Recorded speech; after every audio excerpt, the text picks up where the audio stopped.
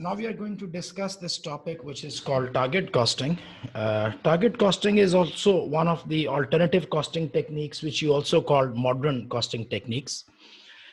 This is actually opposite to our full costing method. If you remember that in ACCA F2, we did that method, which is called full costing method, also which you call absorption costing method. And we call it like cost plus pricing approach. So cost plus pricing approach, which is the old one, traditional one, it says that you start manufacturing your product and you start incurring the cost. So you put material, you put labor, you add variable overheads, you add fixed overheads, and then you calculate how much cost it becomes. So you see that your cost is, let's suppose $30. And then you say that I need, I don't know, 30% I need profit on the top. So $30 is your cost plus 30% is your markup. So 30% of $30 is $9. So $30 is cost, $9 is my profit. I will offer the product for $39. Now, the problem with this method is that you are actually incurring the cost and you believe that whatever cost you incur, your customer must pay that.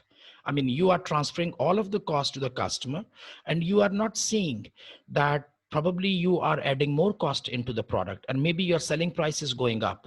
So you do not think about the selling price. You only think about your cost. You only think about your profit. You say, this is how much I have incurred the cost. So this is the cost and this is how much profit I want.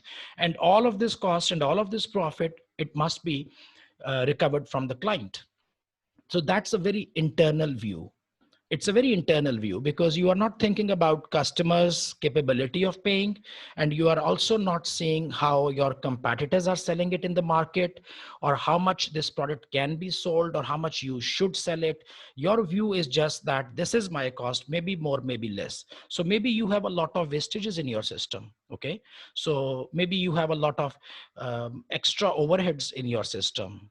So in full cost thing, or you call it cost plus pricing thing, your customers will have to pay for all of your wastages. They have to pay for your inefficiencies. So you are transferring your burden of extra cost onto your customer. That was the traditional thing, which is called full costing, and which is also, you call it cost plus pricing approach.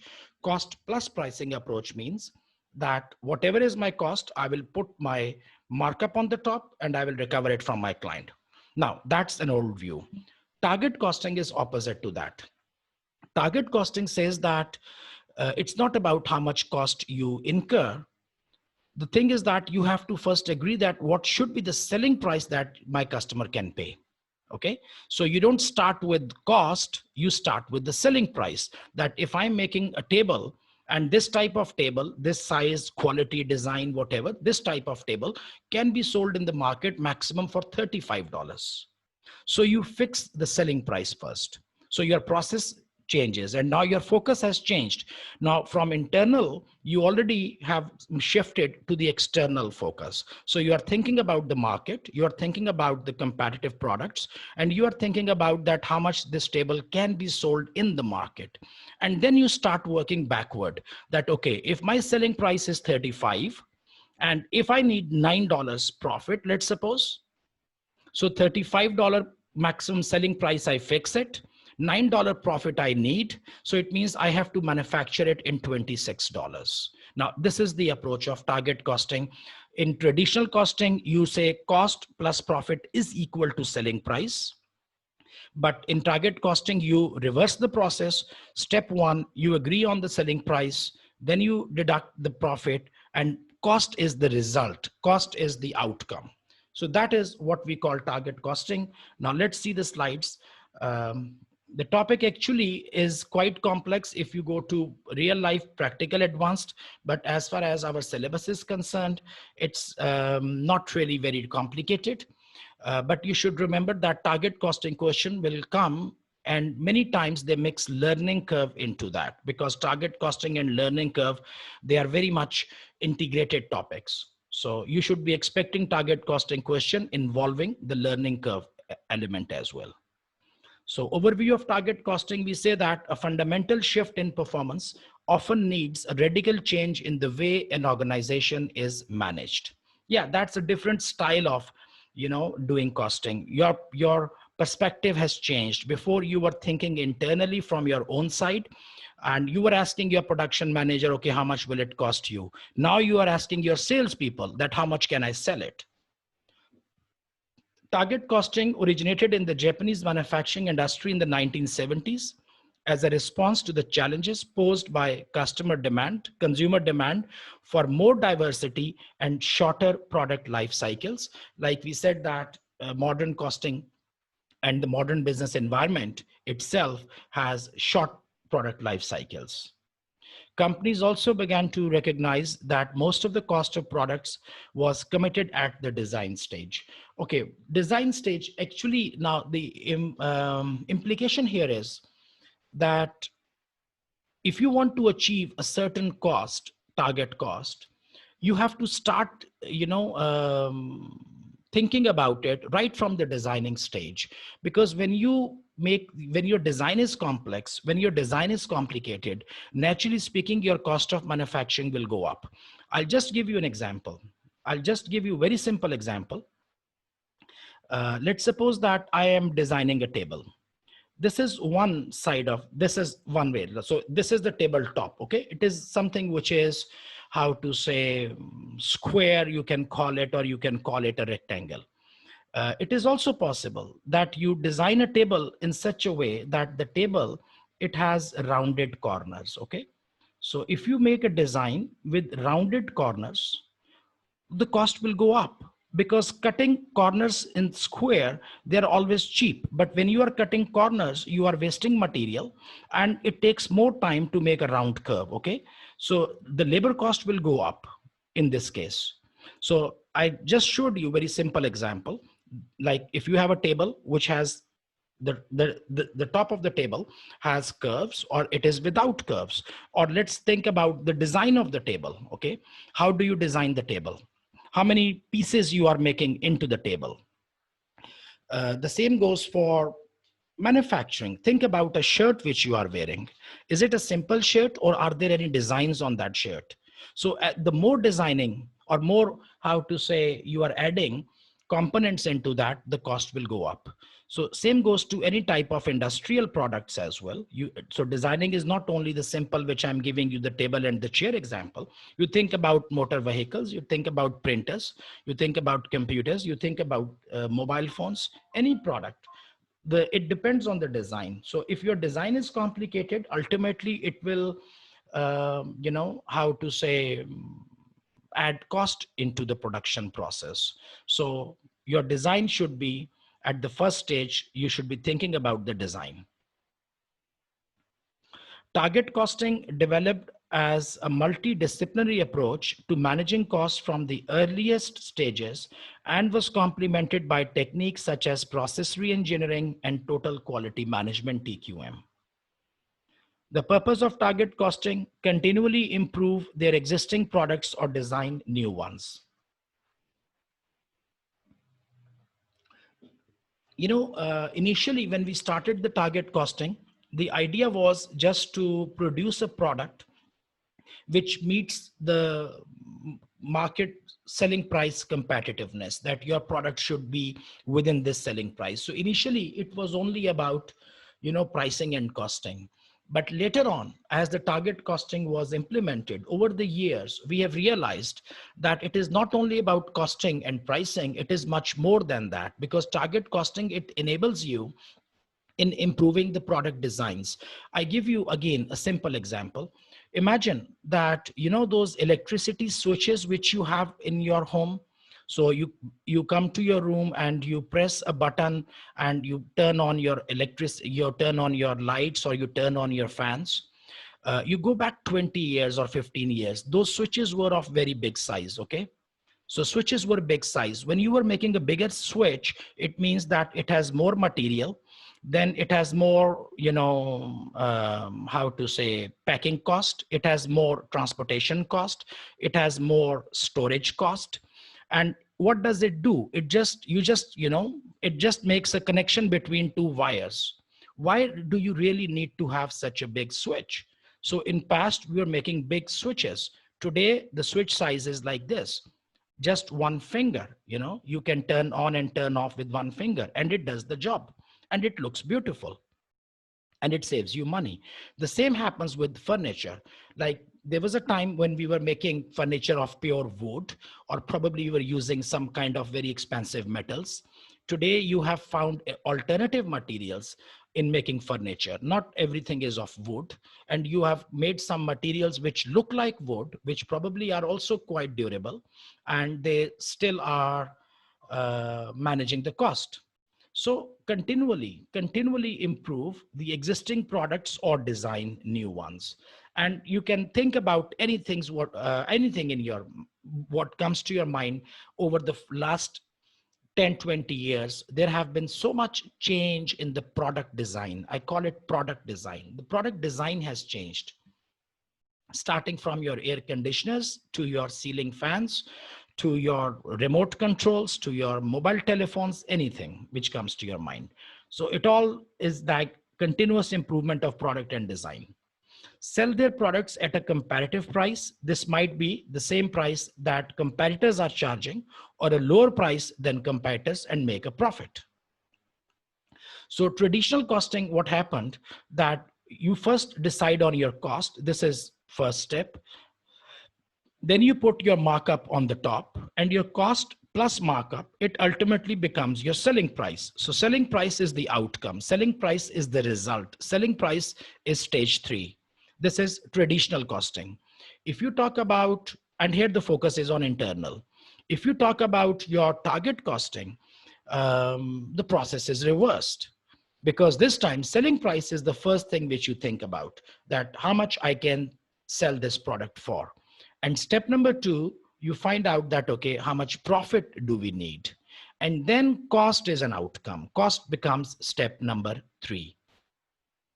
So this is a total shift in the, in the approach, not step 1, 2, 3, but you are coming back like 3, 2, 1. The focus is external. We are thinking about the competitors. We are thinking about customers. We are thinking about the market. Target cost may be less than the planned initial product cost, but it is expected to be achieved by the time the product reaches the maturity stage of the product life cycle. So what does that mean? It means that, when I call my production manager, so I call my production manager and I ask him that how much is the cost of manufacturing the table, and he says it is $30. And then I calculate that how much is my target cost by using this method. And I say that the target cost is 26, which means that we should be making it in 26, because what happened that we say that selling price can be maximum 35. We need a profit of 9. So it means that we should be producing it in 26. Now I call my production manager. I say, tell me how much it cost you. And the production manager says, I can make it in 30. But the thing is that if we make it in 30, then our profit will not be 9. Our profit will be only 5, because we cannot sell it more than 35. So if I put cost here 30, then my products, then my profit will be reduced. And this we don't want, because we have set target at 26. This $4 is called the cost gap. This $4 is called the cost gap. And this cost gap we should be closing. Now, cost gap you can close in 2 ways. One, that you use some alternative materials. You change the product design. You replace different types of materials. You change your suppliers. You start buying in bulk. You try to get some discounts on your material. You try to optimize or make it more efficient, your labor. So you try to decrease the cost by $4. And the other option is that you start like this now, and you are making it for 30. So looks like that you are losing $4 in profit. Instead of making 9, you are making 5, but no problem, you continue, because you believe that after some point in time, when your production will increase, and as your production volumes will go up, your fixed overheads will go down. So we believe that when my production, as we say that target cost may be less than the planned initial product cost, like this one, target cost is less than the planned initial cost. but it is expected to be achieved by the time the product reaches the maturity stage of the product life cycle. So we say, okay, no worries. We know that we should be making at 26. We know that we are now making for 30.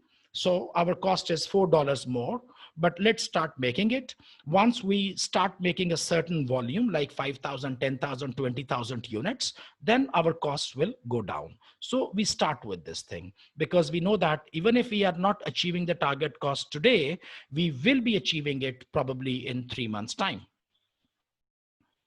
So example, how do you start here? You say that if your target price is $67.50, this is the market price. You believe that this is the price at which you should be selling your product in the market. And this is your target profit, 37.50. This is the profit you want to make. Now, how do you come to this number? I mean, this is not a number from the air. Oh, let's make it 30. Let's make 35. No, I need $40. It doesn't work like this. There is some calculation. How do you make 37.50? And the calculation goes like this. You say that my target total profit is 30% of my revenue. So my budgeted revenue is 5 million and I need 30% on 5 million. It means that we want to make a profit of 1.5 million during the year. So this is my annual turnover. Annual turnover, budgeted turnover is 5 million. We want to make 30% of that investment, or maybe, I'm sorry, 5 million is not your turnover. I'm sorry, 5 million is your investment. So your investment is 5 million and your investors, they want return on investment. Like you have invested your money. So how much profit do you want on your investment? You say that my investment is 5 million and I want 30% on that as profit. So I need 1.5 million profit in 1 year. And then how do you make this 1.5 million profit? Okay. How do you make? Of course, you make it by selling your units, by selling your products. So how many tables can you make? We say that we can only make 40,000 tables. Let's suppose that your production capacity or your sales are 40,000 expected. So if you want to make $1.5 million in profit, and that $1.5 million you must make from 40,000 units. So it means that one unit should be giving you 67.5. One table or one unit should be giving you $37.5. And now you say 67.5 minus 37.5, your target cost is $30. You should be producing in $30. Now, if it looks like that this target profit is huge, or if it looks like that this cost is not achievable, just increase your production, make it 50,000. If you make it 50,000, then probably your target profit from one table, your selling price will remain 67.5, but your target profit, maybe it will become 27.5 and your target cost will become 40. So it means that in $40 you should be producing, because if my production manager comes in and says, you know, I cannot make it in $30, this is too little cost. It is impossible to make table in $30. You are adding too much profit inside. I say, okay, no problem. Increase the production. I call the salespeople, come in. Can you please tell me, can you sell 50,000? They say, we will try to sell 50,000. Production manager, can you make 50,000? You say, yes, I can make 50,000. I have the capacity. Let's do like this. Divide it with 50,000. This I keep like this. And I put here 27.5 because now it is dividing with 50,000. And $40 is your target cost. Now, are you happy? Can you make it in 40 for me? Yes, 40 I can make. So let's move on. Target costing, cost gap, I told you. Cost gap means this is the difference between your planned production cost and the target cost. So estimated cost, like we said in our example, $30. Target cost, we were talking about $26. So cost gap was $4. Various techniques can be employed. Now we have to get rid of this cost gap. And how do we, minimize this cost gap, or how do you eliminate this cost gap? Reducing the number of components. The number of components, because the more components you have within your product, the more time it takes and there are more labor costs. So make product simple, change the design of the product, decrease the number of components so that labor cost can go down, material cost can go down. So it's improvement of design actually. This is the improvement of design. Use standard components. Using standard components decreases. If you know that HP printers and there are HP cartridges, whenever you buy a cartridge or a toner, you will see it is written many different printer models. One cartridge can be used in many different type of printers. That is, we call it standard component. If HP had to produce a different size and style and design of the cartridge for every model of the printer, trust you me, their printer cost would go up, because they have to make different type of cartridges for every type of printer. A lot of inventories they had to make, but now they are using standard components. The same goes for car batteries. It's a standard component. You buy a car battery and it can be fixed in many other different cars.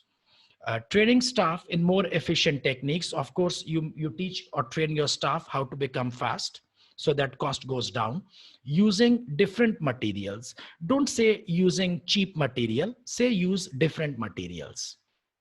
So alternative materials, which are, how to say, low cost, but good quality.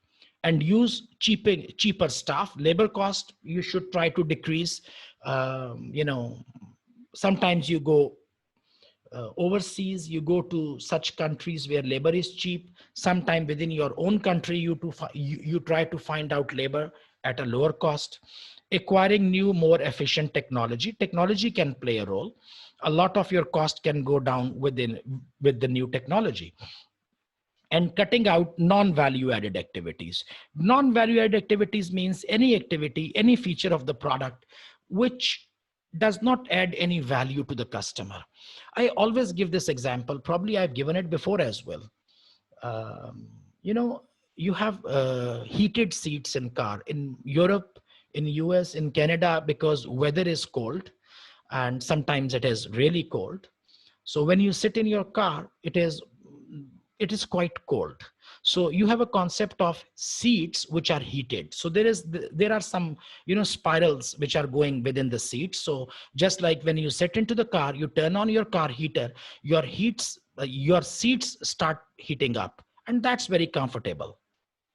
And you do not feel cold, and you feel comfortable with heated seats, and people are willing to pay extra for that.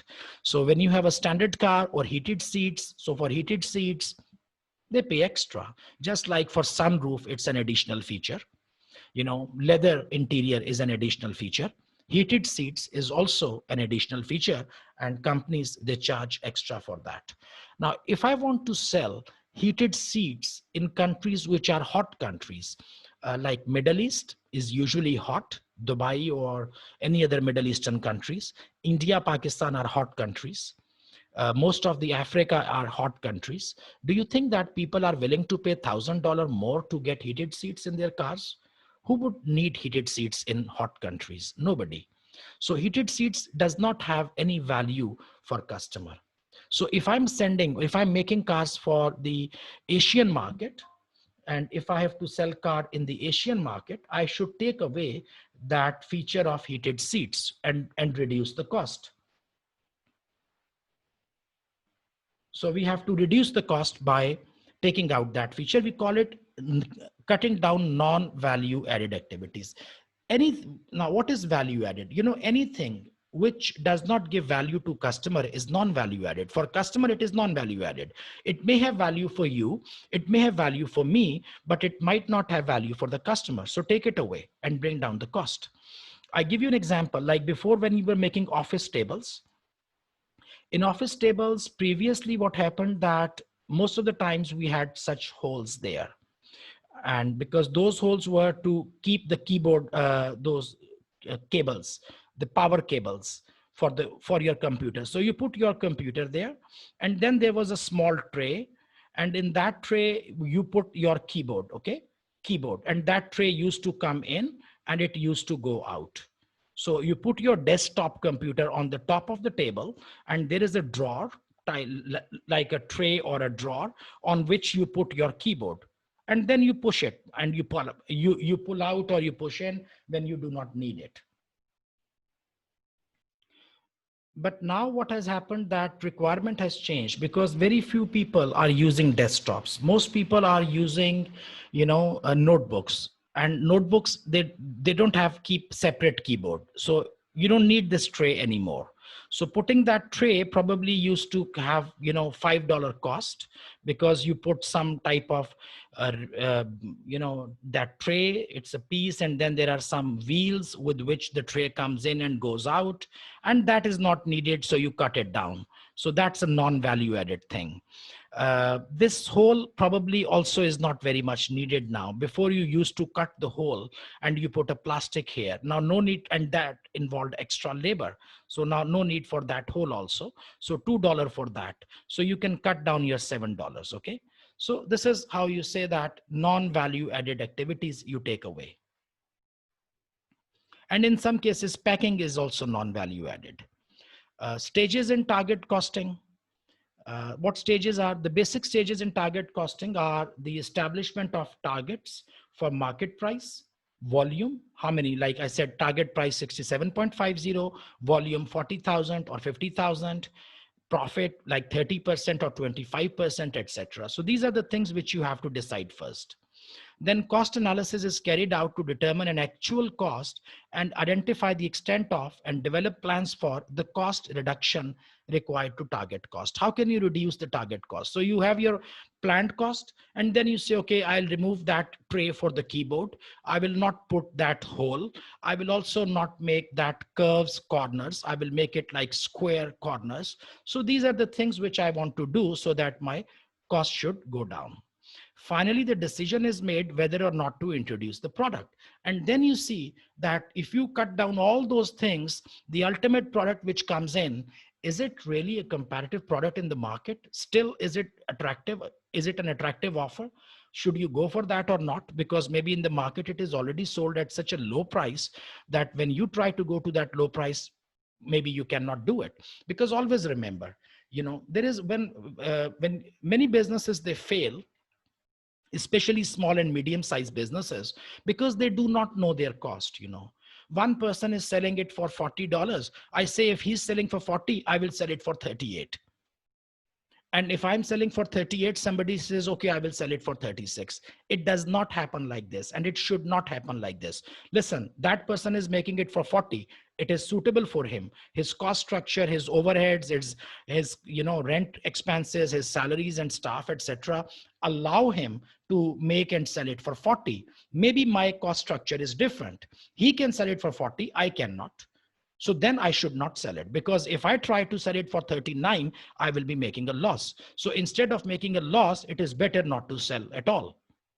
So one very, wrong approach is that if somebody is doing it in 40, I should also be doing it in 40, or maybe I can do it even less. No. You should know your own cost structures. Most businesses, they fail because they do not know what cost exactly do they have. They are just benchmarking themselves with their competitors, that if competitor is selling for 40, I should also be selling for 40. Maybe he is making profit out of 40, but I will be making a loss out of 40. So we need to take a decision. Should we go for it or not? Finally, the decision is made whether or not to introduce the product. However, many organizations have found that the real strength of target costing is an overall framework for cost improvement and efficiency, within which a range of different techniques for analysis and re-engineering are used. So target costing is not only about pricing, but it teaches you many other things. And what are those things? We will discuss here. The target costing process.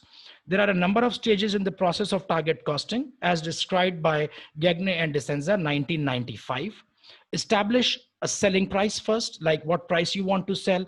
Determine the target cost by subtracting the profit from the selling price. Perform functional cost analysis for individual components and processes. So different departments, functional cost analysis means departmental cost analysis, which departments are engaged and involved, and what are the components and processes involved, and what are the costs for those components and processes.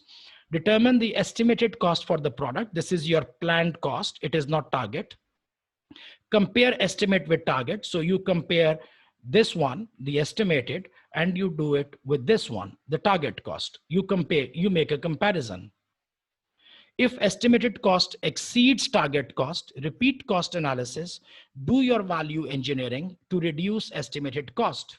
So this is what I was telling you, value engineering. You see what are the different components within the product and how do I decrease those components or change those components and decrease the price, and make the final decision whether or not to introduce the product.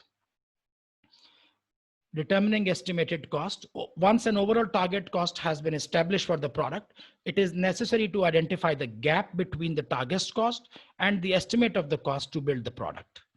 And the gap gives an estimate of the excess cost. This is called cost gap, which must be taken out of the new product. Cooper and Chew, 1996. Cost management techniques and target costing. So when you are using target costing, you use different techniques. One is called value analysis. Value analysis means how much cost you are incurring, and against that cost, how much value it gives to the customer. Let's suppose you are adding a cost of $1, but to the customer, it is giving value of 30 cents. So it costs you $1, but it gives less value to customer. Let me give you a very simple example. You know, these Coca-Cola bottles, they are sold in supermarkets, and you know that you cannot drink Coca-Cola if it is not cold. I mean, imagine a Coca-Cola at room temperature or even warm, because it is in the some hot season, it is lying outside. Do you derive any benefit, any taste, any satisfaction by drinking a room temperature Coca-Cola? The answer is not. Coca-Cola, it only tastes good when it is chilling cold. At least it should be reasonably cold, if not very chilling. So there is a big difference in the value of a room temperature Coca-Cola and a cold Coca-Cola can.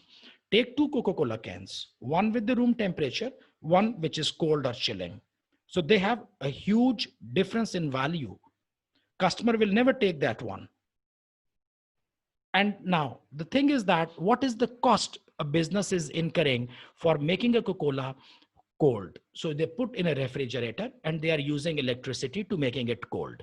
So this is the cost which they are incurring, like the cost of making it cold or the cost of keeping it cold, and the value which the customer is taking. And trust me, the cost which is incurred to keep it cold is not very huge. The value which they get by the cold Coca-Cola is huge. So you call it value analysis. Alternatively, if I have to put $600 for putting heated seats in the car, Toyota or Honda, they have to spend $600 for making that heated seats option in the car. But the customers or consumers in Asian countries, they see zero value in that. So it means companies just wasting that 600 because customers do not get any value. So value analysis is done. Value engineering is done. Value engineering means that how do you decrease the cost and increase the value? And just in time, we have probably discussed it. If not, it will come in next topic, just in time, in which we do not maintain any inventories. TQM is another technique, total quality management. MRP, material requirement planning.